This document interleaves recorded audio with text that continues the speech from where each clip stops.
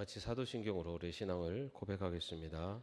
전능하사 천지를 만드신 하나님 아버지를 내가 믿사오며 그 외아들 우리 주 예수 그리스도를 믿사오니 이는 성령으로 잉태하사 동정녀 마리아에게 나시고 본디오 빌라도에게 고난을 받으사 십자가에 못 박혀 죽으시고 장사한 지 사흘 만에 죽은 자 가운데서 다시 살아나시며 하늘에 오르사 전능하신 하나님 우편에 앉아 계시다가 저리로서 산자와 죽은 자를 심판하러 오시리라. 성령을 믿사오며 거룩한 공회와 성도가 서로 교통하는 것과 죄를 사해 주시는 것과 몸이 다시 사는 것과 영원히 사는 것을 믿사옵나이다. 아멘. 찬송가 508장입니다.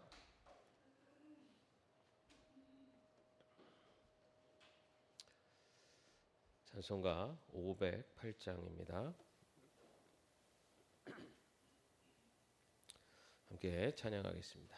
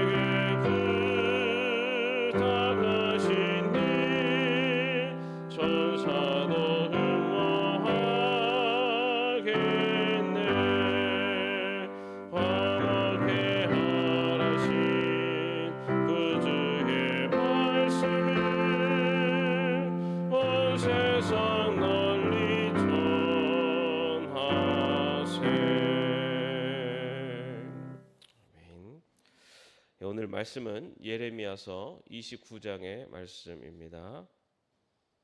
에어컨 하나는 켜두셔도 될 것 같아요. 예레미야서 29장 10절에서 14절까지의 말씀입니다. 29장 10절에 14절까지의 말씀 함께 합독하겠습니다. 나 주가 분명히 말한다. 너희가 바벨로니아에서 70년을 다 채우고 나면 내가 너희를 돌아보아 너희를 이곳으로 다시 데리고 오기로 한 나의 은혜로운 약속을 너희에게 그대로 이루어 주겠다. 너희를 두고 계획하고 있는 일들은 오직 나만이 알고 있다. 내가 너희를 두고 계획하고 있는 일들은 재앙이 아니라 번영이다. 너희에게 미래에 대한 희망을 주려는 것이다. 나 주의 말이다. 너희가 나를 부르고 나에게 와서 기도하면 내가 너희의 호소를 들어주겠다. 너희가 나를 찾으면 나를 만날 것이다. 너희가 온전한 마음으로 나를 찾기만 하면 내가 너희를 만나 주겠다. 나 주의 말이다. 내가 너희를 포로 생활에서 돌아오게 하겠다. 내가 너희를 쫓아보냈던 세상의 모든 나라, 모든 지역에서 너희를 모아오겠다. 내가 너희를 포로로 보냈으나 나는 너희를 그곳에서 너희 고향으로 다시 데려오겠다. 나 주의 말이다. 아멘. 어제 잠을 좀 잘 주무셨습니까? 요즘 날씨가 너무 더워가지고 밤에 이 더위 때문에도 잘 못 주무신 분도 계시고, 아니면 또 에어컨을 또 밤새 틀어놔가지고 자다가 추워서 깨는 분들도 계시고, 요즘 정말 날씨가 굉장히 덥습니다. 이 더위, 이 무더위 가운데 건강 잘 살피시기를 바랍니다. 우리가 제일 많이 후회하는 것 중에 하나가 건강을 잃은 다음에 건강에 대해서 제일 많이 후회를 합니다. 그래서 이 건강할 때 이제 자기 건강을 지키는 것 중요합니다. 그리고 건강을 잃게 되면은 그 건강을 회복하고 싶은 것이 누구나 같은 마음일 것 같습니다. 그래서 그런 건강 아프거나 하면은 그런 그 사람들을 또 이렇게 속이는 사람들도 생기죠. 왜냐하면 그만큼 간절한 마음이 있기 때문에 그것들을 속입니다. 우리 주변에 보면 이제 암 환자들이 많습니다. 그래서 항암 치료도 받고 하는데, 근데 이 암에 걸리거나 이런 큰 병에 걸리면 어떤 수를 쓰더라도 이 회복하고 싶은 마음이 강하다 보니까 그런 사람들의 마음을 이용해서 이렇게 치료하면은 이 약을 먹으면은 좋아집니다, 나아집니다, 이렇게 접근을 해가지고 그런 사람들의 간절한 마음을 오히려 이렇게 역이용하는 그런 사람들이 있습니다. 사실 그런 어려움에 처한 사람들에게는 당장 그 어려운 문제들이 해결된다라고 하면은 그것이 가장 귀에 솔깃하고 또 그렇게 되고 싶은 마음이 간절하기 때문에 그런 사람들의 말대로 되었으면 좋겠다라는 희망을 갖게 되죠. 그러나 그런 사람들을 오히려 속이는 그런 많은 일들이 있습니다. 예를 들어서 암 완치율 100%라고 하면서 이런 그 약초 또는 이런 식품 또 이런 방법을 하면은 완치될 수 있다라고 하는 그런 허위 광고로 이렇게 현혹을 하는 경우들도 있고, 그리고 2018년도인가요? 한국의 한 업체가 한 암세포만을 죽이는 특수한 물질을 발견했다라고 하는 그 광고 허위 소식을 전하면서 그 회사의 주가가 이렇게 쫙 올라가는. 그런데 이제 실제로는 알아보니 그것이 거짓이었다라는 것이 발견되는 그런 경우들이 있습니다. 누구나 이렇게 좀 문제가 생기고 다급한 일이 생기면 그 문제가 빨리 해결되는 그런 소식을 듣고 싶고 또 그것을 믿고 싶어하는 것이 우리 인간의 또 마음이고, 우리가 또 약하기 때문에 연약하기 때문에 그럴 수밖에 없는 것 같습니다. 오늘 우리가 읽은 이 말씀은 그 예레미야가 포로로 잡혀가 있는 포로민들에게 보내는 편지입니다. 1절 말씀에 보면은 그들에게 보내는 편지라고 기록되어 있는데요. 여러분, 그 포로로 잡혀가 있는 포로들에게 가장 듣고 싶은 소식이 무슨 소식일까요? 포로로 잡혀가. 에? 에? 그렇죠. 이제 포로에서 이제 해방될 거다라는 소식이 가장 듣고 싶은 말이고 또 가장 바라는 바겠죠. 그죠? 그러다 보니까는 그 포로민들 사이에서 그런 이야기를 하는 사람들이 생겨났어요. 포로민들에게 이제 우리 곧 돌아갈 거다.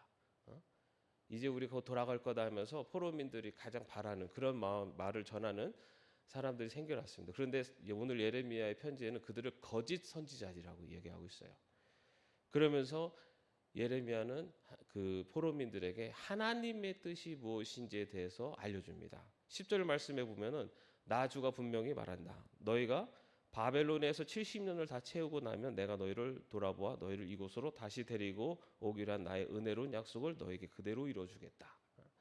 당장 포로로 잡혀간 사람들은 당장 귀환하고 돌아가고 싶은 마음이 있기 때문에 거짓 선지자들, 이제 곧 돌아갈 거야, 이제 하나님이 우리를 구원해 주실 거야 라고 하는 그 소리를 듣고 그 소리를 믿고 싶었어요. 그런데 예레미야는 그것은 거짓된 말이다.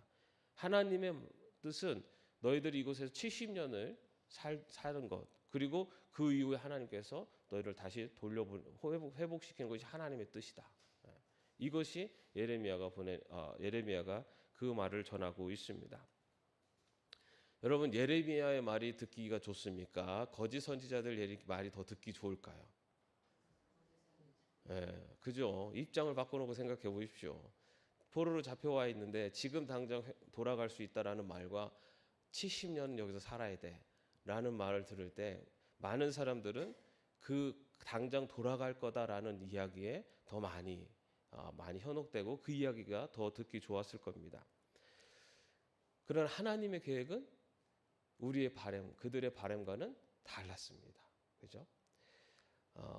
우리는 내 뜻대로 돼야지, 내 바람대로 돼야지 이것이 하나님의 뜻이고 기도에 응답 받았다라고 그렇게 생각하고 그렇게 믿고 싶어해요. 내가 원하는 대로 되지 않으면 하나님이 응답해 주지 않으시는 건가? 아니면 내가 뭐가 부족한가? 이렇게 이제 생각을 합니다. 그런데 여러분, 오늘 말씀에서도 분명하게 이야기하는 것 11절 말씀에 보십시오.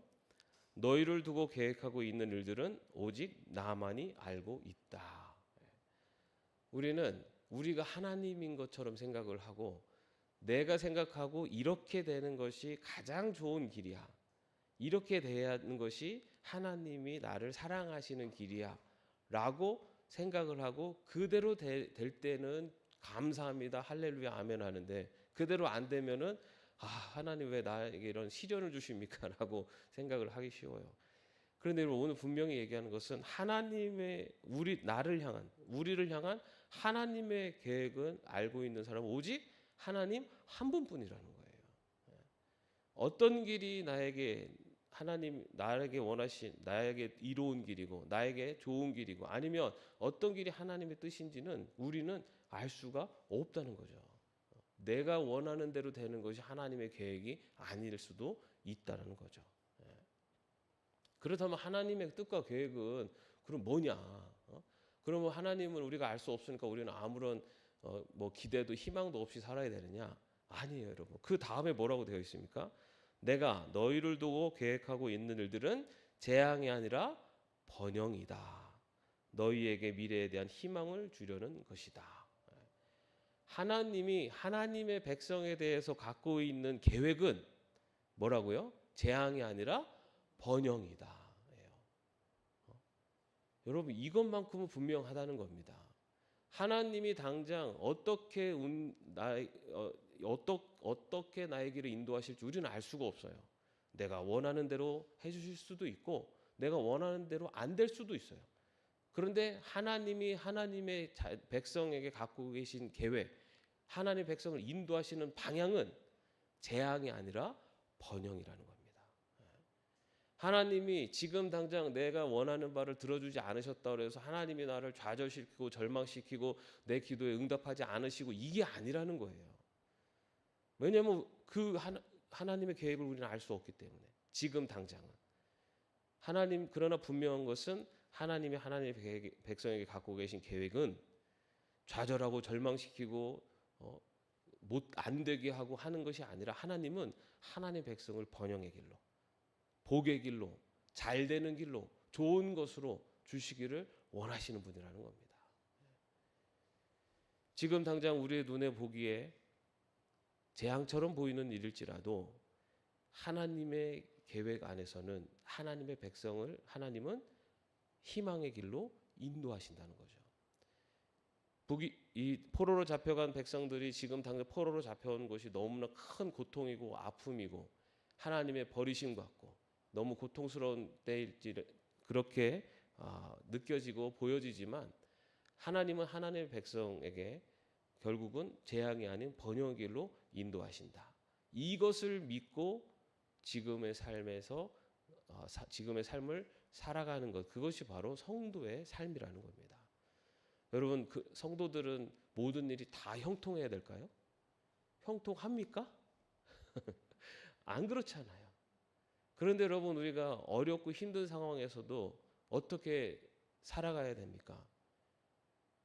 하나님은 하나님의 자녀들을 결코 버리지 않으시는 분이고, 하나님은 하나님의 자녀들에게 가장 좋은 것을 주시기를 원하시는 분이고, 하나님은 하나님의 자녀들을 가장 선한 길로 인도하시는 분이다.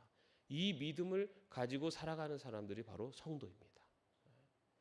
그 믿음을 가지고 살아갈 때 우리는 감사하며 기뻐하며 살아갈 수가 있어요.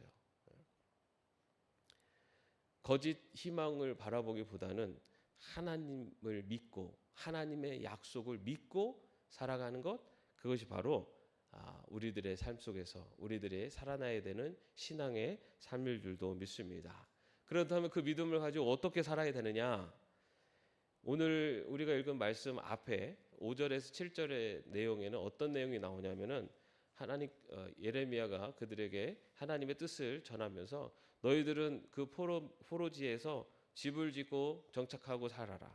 농사를 짓고 먹을 것을 준비해라. 그리고 자녀들도 결혼을 시키고 가정을 이루면서 번성하라. 거기에 또 뭐라고 되어 있냐면 포로로 잡혀간 그 성읍이 평안하도록 기도하라. 포로로 잡혀간 곳에서 아이고 내가 이 포로로 잡혀서 이곳에서 무슨 일이야, 내가 여기서 빨리 가야지 하면서 그 지금 처한 현실을 외면하고 앞으로 빨리 나는 회복돼야지 하면서 그 기대만을 바라보면서 현실을 외면하며 살라고 하지 않습니다. 여러분, 한때 그 한국 사회를 떠들썩하게 했었던 다미선교회 시한부 종말론자들 있죠. 그 사람들 어떤 사람들이었어요? 예수님이 종말이 올 날짜가 정해졌으니 현실을 다 외면하고 학교에서도 다 학교도 안 다니 애들 학교도 안 다니게 하고 막 직장도 다 그만두고 집도 다 팔고 하면서 현실을 외면하고 자기들끼리 모여서 그 마지막 날을 기다렸죠. 그런데 여러분, 오늘 말씀에서는 하나님은 현실을 외면하라고 하지 않으세요. 내가 있는 처한 현실에서 내가 살아갈 수 있는 최선을 다해서 살아라 라고 말씀하세요. 여러분, 우리가 하나님이 나를 좋은 길로 인도하실 거야, 선한 길로 인도하실 거야, 내 기도에 응답해 주실 거야 라는 믿음을 갖고 산다는 것은, 그러니 뭐 내가 이제 언젠가 하나님이 나를 선한 길로 인도하실 테니 그냥 오늘 하루 그냥 대충 살자, 이게 아니라는 거예요. 그 믿음을 갖고 살되 현실에서 최선을 다하는 삶을 살라는 겁니다. 그런데 거기에다가 오히려 자기가 잡혀와 있는 이 지역, 이 성읍이 번영하도록 기도하라라고까지 되어 있어요. 내가 갖고 있는 문제, 어려움, 이걸 가지고 나는 왜 그렇게 힘들까? 나는 왜 이렇게 어려울까라면서 그 현실 자체를 부정하고 그것 때문에 원망하고 한탄하고 하지 말고, 오히려 그것이 나에게 감사의 조건이 될 수 있도록, 그것을 통해서 그것을 바라보는 우리의 시선을 바꾸라는 겁니다. 왜 나한테 이렇게 어려운 문제가 생길까라고 하면서 불평불만하기보다는 하나님은 이 어려움을 통해서 나에게 무엇을 원하실까? 나는 이 기간을 통해서 내가 어떤 삶을 살아야 될까? 내가 지금까지 살아온 길이 혹여나 잘못되지 않았나? 라고 하면서 자신의 삶을 돌아보고 자신을 발전시킬 수 있는 그런 기회로 바라보는 거죠. 이것이 바로 하나님이 어려움 속에 있는 포로민들에게 살라고 말씀하시는 겁니다. 여러분, 우리가 어려움에 빠졌을 때 그 어려운 문제를 가지고 이것 때문에 나를 올가매는 것이 아니라 그것을 통해서 나를 더 발전시키고 더 성장하고 성숙할 수 있는 기회, 그리고 그 희망만을 바라보면서 현실을 외면만 사는 게 아니라 내가 지금 할 수 있는 최선을 다해 사는 것, 그것이 하나님이 바라시는 삶의 모습이에요.